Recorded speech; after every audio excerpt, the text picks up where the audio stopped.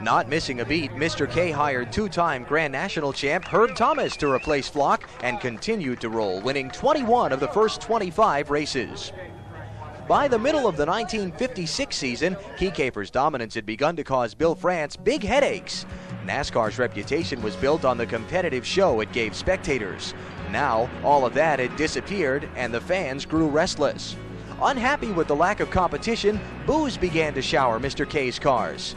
A frustrated Carl Kiekefer was ready to quit, only to stay for the season because he felt obligated to his team, a sentiment not shared by his drivers. Herb Thomas quit the team in July because he felt he wasn't getting the first-line equipment. His departure set the stage for a dramatic points battle between Thomas and Buck Baker, who was still driving the Mercury Outboards Chrysler. As Kiekefer teams cooled off in the second half of the season, Herb Thomas got hot, taking the points lead away from Baker in September. The feisty Kiekefer wanted to go out a winner and got a late-season race scheduled in Shelby, North Carolina to help Baker shave points off Thomas's lead. That was back in the days when you, if you want to run another race, you called Bill France up and said, you got an open date 2 weekends from now, we want to run a race up here. And they promoted this race, and Carl had some interest in it. He wasn't a promoter or anything, but he had some interest in it. And Speedy was my teammate, you know, and I was running out front, way over on the front straightaway, when he and Herb got tangled up, and there was some controversy about whether it was set up, you know, intentional or what, but it wasn't anything like that. He didn't operate like that. The incident between Speedy Thompson and Herb Thomas put Thomas in the hospital with a fractured skull. Baker won the race, but was distraught over the turn of events. I started just to quit right then, and as time went on, they talked me into it and said, well, you didn't have anything to do with it. Baker went on to win the 1956 Grand National title by 700 points. Carl Kiekefer quit racing and returned to his Wisconsin outboard motor plant with a load of trophies. In his 2 years on the circuit, Kiekefer's cars won an untouchable 52 of 90 starts and back-to-back Grand National titles. But Kiekefer's legacy is much more than winning. He brought changes that are still a part of racing today.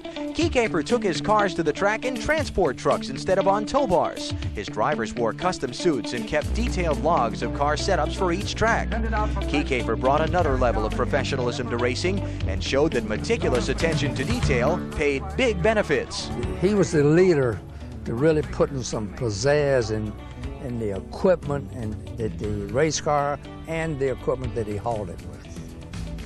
Because it was a sight to see those big, beautiful rigs come in. You know, Kiekefer aboard, and the number of the automobile on there with the Chrysler 300. Kiekefer introduced a number of innovations that changed the sport, and a lot of it in a better way.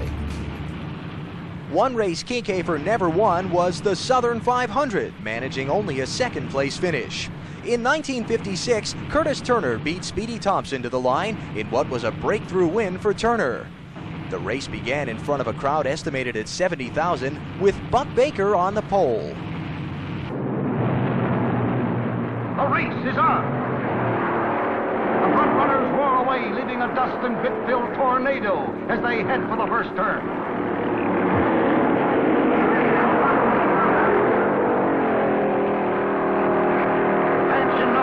Jams his Ford into the lead. Thompson's Chrysler is a close second. Goldsmith's Chevrolet is third. Down the backstretch, Pant shows the field his tailpipe. The first half of the race was very competitive, with the lead changing 14 times. Turner would take the lead just past halfway and go on to win by 2 laps. Although he hadn't gotten a major win until Darlington, Turner was one of the more popular drivers on the circuit. The Virginia native was known for his hard driving and also had an affinity for airplanes and having a good time. Turner was an unbelievable, best probably natural racing talent that we've ever had in NASCAR. He had a seat-of-the-pants feel for a car that he could drive anything. He knew no limits. He didn't win a lot of races because he usually broke the car. But he certainly won his share. He would rent a motel, an entire motel, and have a party. And he'd have his own doctors and nurses there to take care of the ones that had a kind of a weak heart or whatever. And then flying his airplane. He was a crazy man in the airplane. I remember Tim Flock and me went to Chicago with him once, and we run right in the middle of a thunderstorm. And we had a fifth of whiskey in the back of the car, and I was kind of looking forward to getting a drink after we got to Chicago because we ran in that thunderstorm and the airplane was climbing 2,000 feet a minute backwards, you know, the rivets popping out of the wings and everything. And when we finally landed in Chicago, I told Tim, I said, hand me that bottle up here, I'm going to have me a drink. He said, what drink? I said, hell, I already drank that back there. And you crazy people flying this airplane. Turner drove a Ford to Victory Circle in '56 and would be part of its factory team in 1957. The manufacturers were into Grand National racing in a big way as the new season began. Selling performance and horsepower, the car companies eagerly used their racing teams to market their autos. The Detroit hype machine soon came under fire, though. The Automobile Manufacturers Association was concerned the rise in horsepower had led to an increasing number of fatalities on the nation's highways. Fearing political backlash, the AMA and the heads of several manufacturers met and decided the industry would have nothing more to do with supporting stock car racing. They got out of it, and like I say, the reason they got out of it because everybody was talking about speed.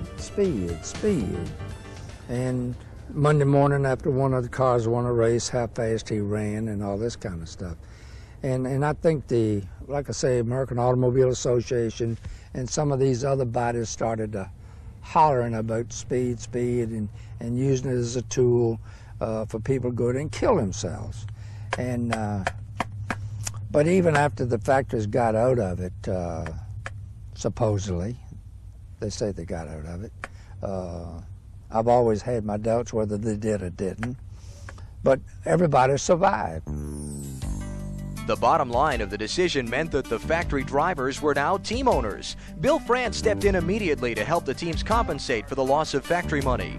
Increased appearance money and larger purses cut into NASCAR's profits, but kept the tracks and teams in business.